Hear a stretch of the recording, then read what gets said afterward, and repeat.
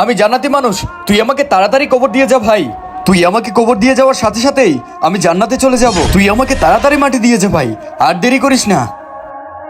হে আল্লাহ, আমার বড় ভাইকে জান্নাতবাসী করো, আমিন। হক মৌলা, আপনি কে?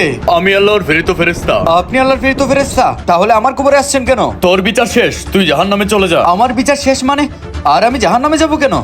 আমি তো 5 ওয়াক্ত নামাজ পড়তাম। কি পাপ করছস তাহলে একবার দেখে আয়। এই বেটা, এই এইদিকে আয়।